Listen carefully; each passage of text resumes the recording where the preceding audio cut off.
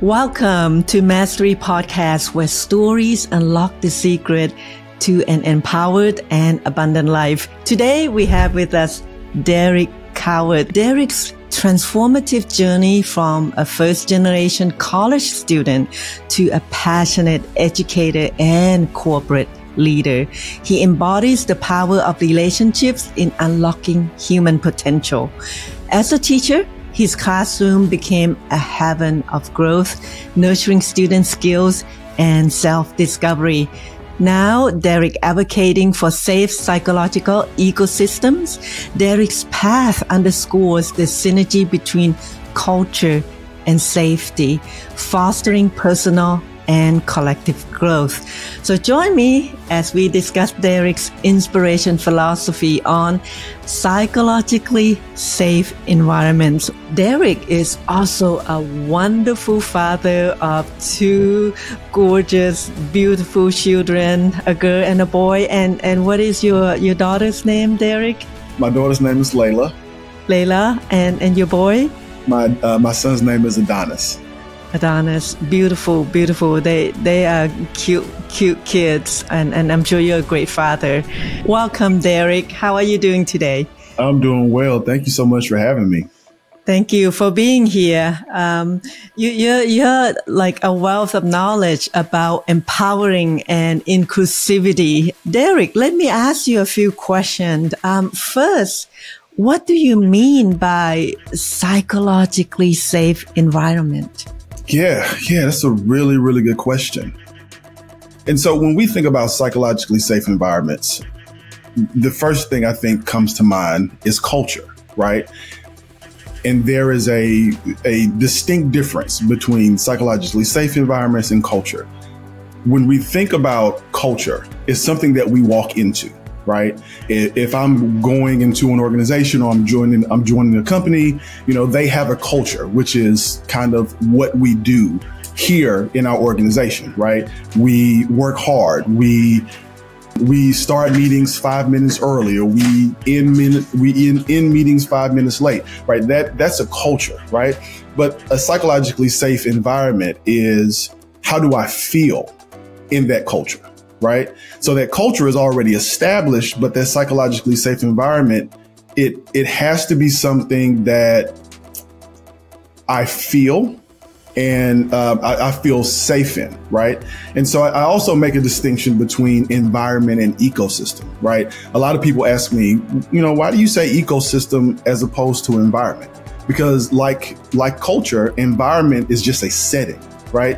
They're just things that we walk into. They typically don't change. It's our surroundings, but an ecosystem is the partnership, right, of those who interact in that environment. So really what we're doing is we're building psychologically safe ecosystem because we're interacting with each other and not just kind of adhering to the status quo or assimilating. Beautifully said. And it's very important right nowadays, where people are feeling unsafe. They go into their work environment. They feel excluded, for whatever reason. And a lot of the coworkers, and managers and CEO including, they have no idea that is going on. And we are, I think we spoke of this before. We are kind of uneducated in that area, and we make assumption. And you mentioned something about when people feel they feel uncomfortable in their environment, it's not because their coworkers or their boss really intentionally want to make them feel that way. There is this, what you call microaggression and micro-invalidation that is going on in the work environment, right? And can you explain a little bit about those terms? Yeah, absolutely. Microaggression is really an umbrella term, right? There are actually kind of three different categories of microaggression. So microaggressions, first of all, is what we call new racism. is oftentimes we don't know that we're committing them, right? Because oftentimes they just kind of follow the social norms, right? So microaggressions, they're micro assaults, which are conscious and direct, right? That's like overt racism. Like, you can't be here because you're Asian, or you can't be here because you're Black, right? That's an assault, right? And we know assault is, more aggressive. And micro insult is typically like discrimination, right?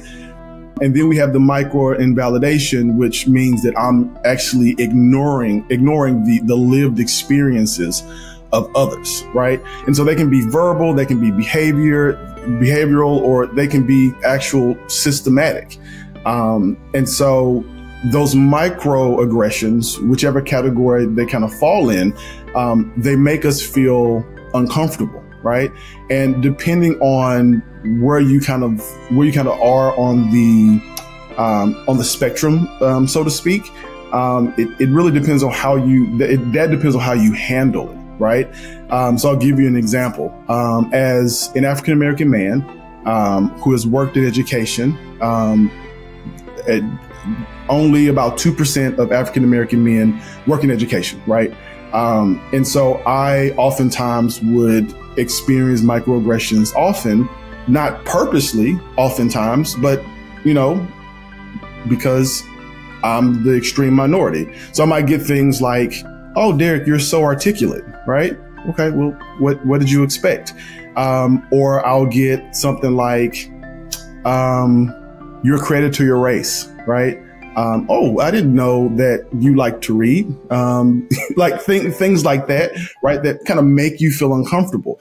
Now, in those types of situations, there are a couple of different ways we can handle it, right? I can try to educate you and say, "Hey, you know what? You probably shouldn't do that because this is how it makes me feel." However, oftentimes, especially like I said, when we're the extreme minority, and it's not just about race, it's about ethnicity, gender, LGBTQ. I mean, all of it, right? Depending on where we stand in the mix, experiencing extreme microaggressions can make me isolate myself. Right. It has physical and mental health implications as well. The research shows, right. It makes me more anxious. It makes me less trusting of my peers and my coworkers, right. It causes gastrointestinal issues, right. Migraines. So you start to get all these psychosomatic symptoms from these microaggressions that you're experiencing every single day, and you feel trapped. So what do you do when you feel trapped? You feel like you can't trust anybody. You isolate to yourself. You start to question yourself. You may even start to assimilate, right? And sometimes it's not a bad word, and sometimes it is a bad word. You start to kind of assimilate and say, "You know what? I'm just going to take it because I have to." Mm-hmm. Wow. And that can be tremendous and costly, especially for company. Not to mention the health benefits. The health detrimental effect on top of the cost of the productivity of the workers, right? Like you show up and you can't be productive. You can't be your creative self when you feel like you are being attacked. And this is the education that we need, to include everybody and not to, inadvertently, offend anyone, right? When you said, "Oh, I didn't know you like to read." For me, I would say that to anybody and don't have a second thought about it. And I didn't know it could be offensive to certain ethnicity or certain race. Never in a million years would I think that. And like, this is the first time it just dawned on me. You just like, boom, just educate me on that. I was like, oh yeah, that makes sense. Right? When you go into a company place where they ask you to come in and say, "Let's assess the situation," how do you do that? You go in and you create plan and system, and you assess the situation, and you also educate the leaders, right? Not just the team. Yeah, absolutely. And I love going into organizations and places when they ask me to come in. I mean, it is the joy of the work. And so what I like to do is I kind of like to go in and I like to talk to leadership and say, okay, hey, what are the behaviors? What are the challenges that we're seeing? Not only do I like to talk to leadership, but I like to kind of go in and talk to employees and say, hey, how do you feel? Like, how does this make you feel? What is the culture here? Do you feel safe? Right. And oftentimes, it's sometimes a little more difficult because I'm a stranger and, they don't really want to sometimes divulge like, are you going to take this back to leadership? But that's actually not the case. And so oftentimes what I'll do to kind of counteract that is I'll send out like an anonymous survey for employees to kind of do, right? And so I'll get those results. I'll sit down with leadership and then we'll identify the trends.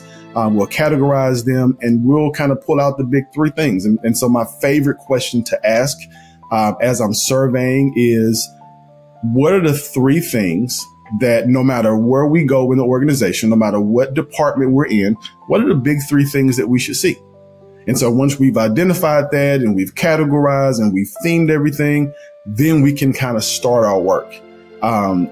This business is all about building relationships, right? So I'm not just building relationships with leaders, but I'm building relationships with employees as well. And like we actually get to know each other. We actually get to know each other pretty well, right? There's no way I can kind of go in and do my job if you don't know anything about me, I don't know anything about you, and we haven't built that relationship. And so relationship is always the first part. And they're very intentional relationships that I like to build. Beautiful, beautiful. Thank you for explaining that, because people might have some question about what is it like to work with you, Derrick. Can you give us an example of a situation where an employee or a worker would be feeling kind of uncomfortable or having that disempowered feeling, and how would you advise a CEO or a manager to deal with that situation? Yeah, that's a really good question. I have so many of those stories. Great. We love stories. I was working with this client, and they were a startup. And so they had been in existence maybe 4 or 5 years. And so and we talked about this, they had built a culture of we're a startup. So as opposed to growing, whenever there was an issue that would arise, they would say, oh, we're a startup. So, it's going to be okay. Right. So they had built a culture of what I call excuses. Right. And so they brought in a particular person, and she had been working at an organization that was kind of a competitor, but had been around, for 40, 50 years. Right. And so they brought her in for her expertise. So she comes in and they interview her. They love her. They say, we love your experience. We want to know what you did over there. And how you were successful. And so they started to kind of ask questions. And so this employee started to make suggestions. And so anytime this employee would make suggestions, they would go back to that culture of excuses. Oh, we're a startup, so we're just not there yet. Right. The employee became extremely, extremely frustrated. Right.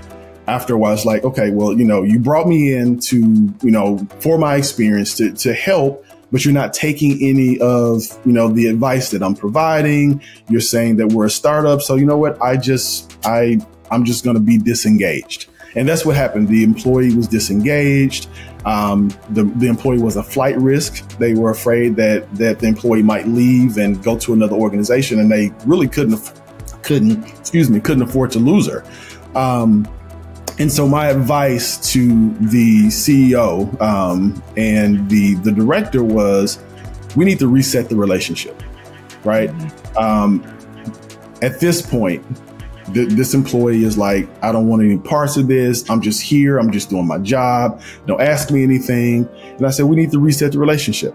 I said, so my first question is, how do you want this employee to feel when they leave?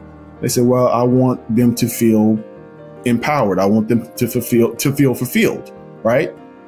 How does this employee actually feel? Well, they feel not included. They feel left out. They feel like they're not being listened to. So let's reset it. So the manager went in, the director went in and said, hey, how do you like to be managed? Right? They had that discussion. Hey, I like to be managed like this. I don't like to be micromanaged. I like to kind of do X, Y, and Z. And then the manager and director said, okay, this is how I like to manage. So then they started to kind of mesh those two things together, right? Mm-hmm. Obviously, the employee was still a little skeptical. So it took a little bit of time to kind of build that relationship. But once they started to build that relationship, they start to manage the employee like they like to be managed, as well as a combination of how they manage. Things started to kind of flow a lot more smoothly, right? So that employee went from rebellion, which is a level of engagement. They went from rebellious, I'm here, don't ask me to do anything, I'm just here to do my job, to authentic engagement. Now that employee loves their job, they love giving input, and that employee has been promoted a couple different times, right? Now, because they have added into the organization and they feel important, right? And oftentimes that's what we have to do. When we figure out that we've kind of made that faux pas, it's okay to go back and apologize and say, hey, you know what?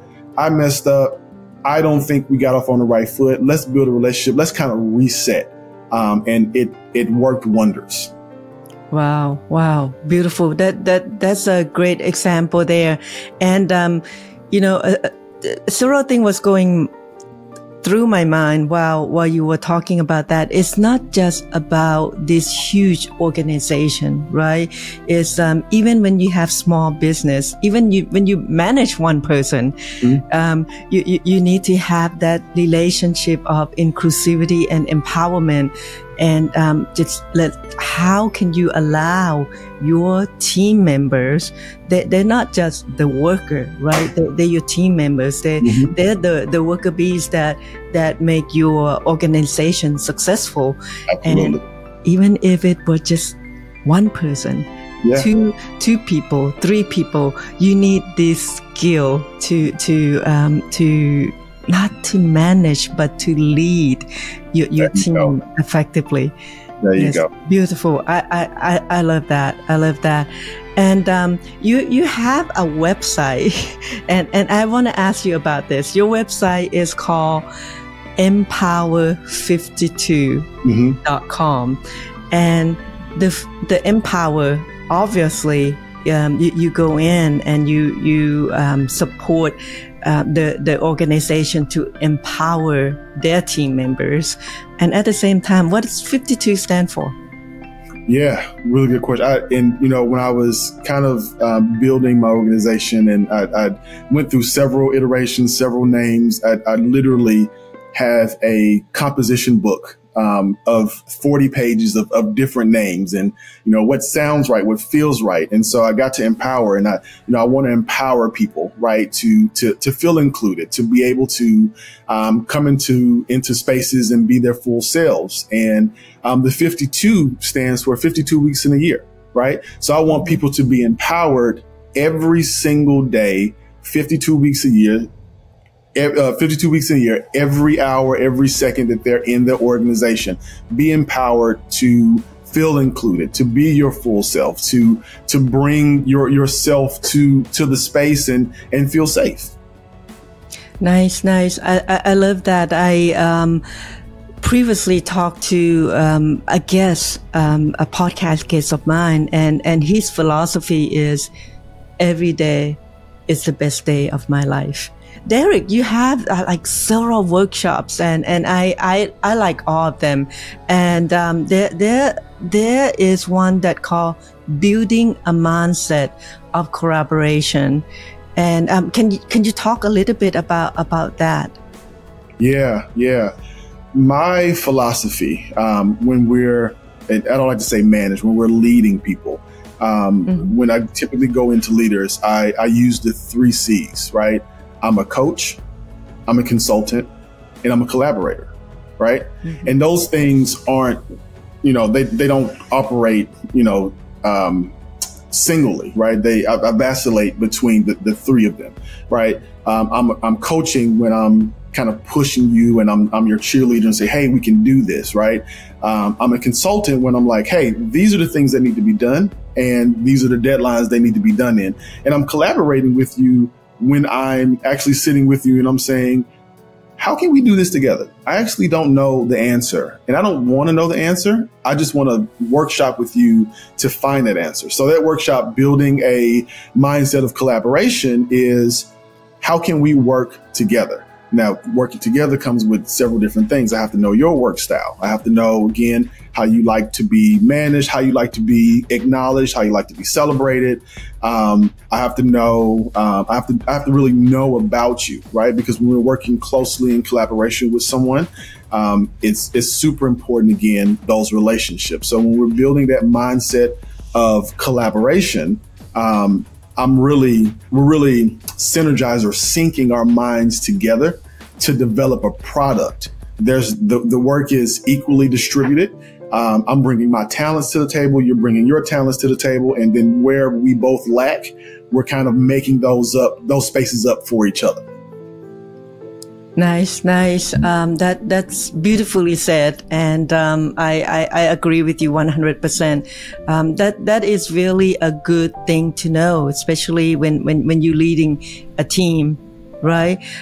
You have, of course, we talk about microaggression and you have a program for that. What I want to touch on, Derrick, is something that I feel like it is very important, is building a culture of problem solving. And you have that, program in your service. And I believe that it is a team, right? That solve the problem. It's not like the manager come in and say, you have to do this. And it's not Hitler style anymore. It used to be like that in the old days, right? It doesn't work anymore. People are way too educated, and we can't work like that anymore. Can you touch a little bit on that, please? Yeah. Building a culture of problem solving. And just like you said, it is not like in the old days where the boss comes down and say, hey, you do this and you do it, right? It's all about now. Like you said, we're educated enough. I need to know the why, right? Why, what's the why behind what you're asking me to do? And so building that culture of problem solving, again, comes with that collaboration, right?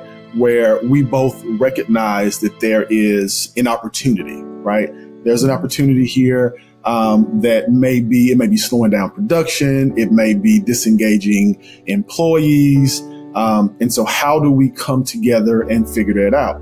Now, typically, when we're solving problems in organizations, it's at the top level, right? So the big wigs, they get together at the top and they say, hey, here's the issue.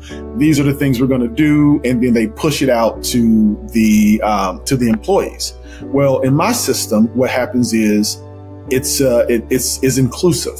So we have the big wigs. And so now we also have created a committee, right, of employees. Some volunteers, some are kind of assigned, whatever the case may be, whatever kind of works for your organization. And so now we're working together to solve a problem that really impacts all of us, right? Because when it's very top heavy, right, those problems may not impact those at the top. So I don't have the purview to kind of see the impacts of what will happen if I do outcome X, right, on my employees, right? Only they will actually see that, right? So it causes us to, or asks us to bring in all stakeholders, right? Or a committee of stakeholders to kind of work together to solve the problem. Now, the issue sometimes is ego, right? I'm the boss. This is my organization. You're going to do what I say do, and you're going to like it or you're not going to be here, right? That causes unhappy employees. It causes them to be disengaged, right? And so what we always want to do, especially when we're solving problems, is we want to identify the problem. We want to identify who the problem will impact the most. and we want to bring their perspectives into the conversation. That way, I can see from multiple perspectives and I can make an informed decision. Right. And the employee feels like they are being heard and that and valued. Absolutely. Yeah, and valued. Their opinions matter. Absolutely. Beautiful. I like that. And speaking into being valued, we also want to feel appreciated, right? When we go to work and we want to hear like, oh, thank you for, even though they're paying us to do the work, it's also nice to hear that you have this program called Building a Culture of Appreciation, and where you appreciate, everybody there, right? How does that look like for you? Yeah. I love this one. I got this I was reading the book 5 Love Languages, and there's also a book, 5 Love Languages of Appreciation in the Workplace, right? And so what we have to understand is that people like to be acknowledged and appreciated differently, right? I came from an organization, I was working with an organization where what they would do is somebody would do something really, really well, and they would celebrate them, which is great, right? Which is I don't want to say a problem, but a great opportunity, right? And what they would see is some of those people would kind of sink back into themselves and say, oh, I don't really like that. But management didn't hear that, right? They just kept saying, hey, you're doing this. And they kept hey, we're going to congratulate Jimmy. And, Jimmy's done this. And Jimmy's like, hey, like, I don't really want all of that attention. So what I kind of push or kind of coach leaders to do is identify how people like to be acknowledged or celebrated. Some people like those big grandiose celebrations where like, oh, I'm sending you a shout out and it's all out in the organization. Some people just they like gifts. Hey, you know what? You did really, really well. Why don't you take an extra day off? That's all they need. Some people just like extra time. Like, hey, you know what? I'm going to spend extra time. Let's have lunch, right? That way they feel valued. They feel acknowledged, right? And not valued and acknowledged in the way that somebody else wants to do it, but in the way that they need it to be done, right? The golden rule, treat everybody the way that you would like to be treated. The platinum rule is treat everybody the way that they would like to be treated. And so that's kind of where this building this culture of acknowledgement and celebration kind of comes from. Beautiful. Thank you. I like that. I like that very much. And I actually have a personal experience with that where my coworker, we celebrate birthdays, right? And then she hated it. We would throw a birthday party for her and she would just get mad and upset, and we keep doing it every year. And we're like, what is wrong with her? But she just doesn't like to put in the light like that. And I understand people like to be celebrated differently. Sometimes even a gift, like a gift card for lunch or a coffee place would be just enough to feel appreciated. Just something, even a thank you, Right. I'm definitely a product of, the acknowledgement, right? When I've had good bosses or good managers or good leaders, they ask me, Derrick, how do you like to be acknowledged? How do you like to be celebrated? Right. I like to stay out of the spotlight, right? I like to kind of, I'm very reserved and, I don't really like a lot of attention. And so what I would tell them is that, if I do something well, then come spend more time with me and teach me how to do something else, right? For me, my goal is I'm going to do my job to the best of my ability. I'm going to do well. I'm going to go over and abundant as much as I can because I want more responsibility. I want to learn how to do something else to make myself better, and to grow my own skill set, right, for the future. So that's my reasoning. And so we just have to understand people's reasoning, what makes them tick, and why they do what they do. Yeah, beautiful. Nobody, I I don't remember any boss come to me and said, "Hey, Saz, you do a good job. And, how would you like to be acknowledged?" They send me all this certificate, which, I probably throw it away. I was like, just a piece of paper, right? But for me, I like personal, like just come and talk to me and said, "Hey, I really appreciate what you do." Absolutely. And, that's it. I feel important. I feel like you care enough to spend that 5 minutes away from your office, from your desk, and come and said, "Hey, I appreciate your work." Right. And we all like it differently. Yeah, we do. Right. We definitely do. Yeah. Thank you so much, Derrick. You are a wealth of knowledge. And, if you own any company, even if you have one employee, and especially big organization right out there, you need Derrick to come in, especially nowadays, right? With so much so much variety, right, of humanity out there. Yes. People are coming out and said, this is who I am, and this is how I want to be treated. And they want to be heard. They want to be treated with fairness, with respect.